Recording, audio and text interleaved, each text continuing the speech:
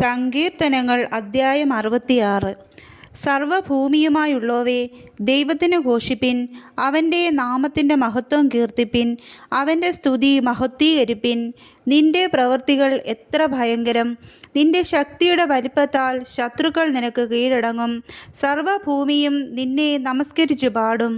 അവർ നിന്റെ നാമത്തിന് കീർത്തനം പാടും എന്നിങ്ങനെ ദൈവത്തോട് പറവിൻ. വന്നു ദൈവത്തിൻ്റെ പ്രവൃത്തികളെ നോക്കുവിൻ. അവൻ മനുഷ്യപുത്രന്മാരോടുള്ള തൻ്റെ പ്രവൃത്തിയിൽ ഭയങ്കരൻ.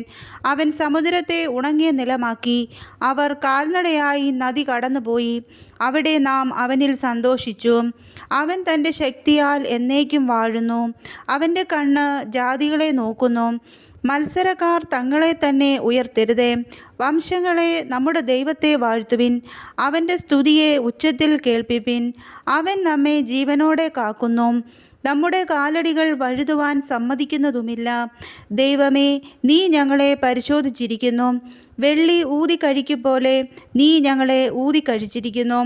നീ ഞങ്ങളെ വലയിൽ അകപ്പെടുത്തി ഞങ്ങളുടെ മുതുകത്ത് ഒരു വലിയ ഭാരം വച്ചിരിക്കുന്നു.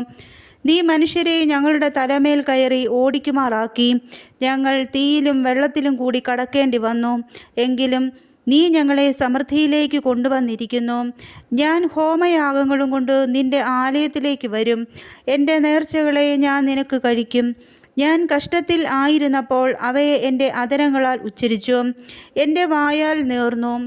ഞാൻ ആട്ടുകൊറ്റന്മാരുടെ സൗരഭ്യവാസനയോടുകൂടെ തടിപ്പിച്ച മൃഗങ്ങളെ നിനക്ക് ഹോമയാഗം കഴിക്കും.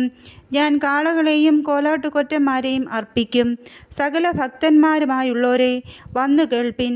അവൻ എൻ്റെ പ്രാണനു വേണ്ടി ചെയ്തത് ഞാൻ വിവരിക്കാം.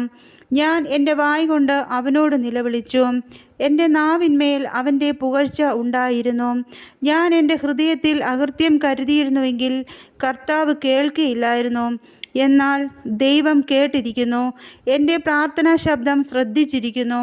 എൻ്റെ പ്രാർത്ഥന തള്ളിക്കളയാതെയും തൻ്റെ ദയ എങ്കിൽ നിന്ന് എടുത്തു കളയാതെയും ഇരിക്കുന്ന ദൈവം വാഴ്ത്തപ്പെടുമാറാകട്ടെ.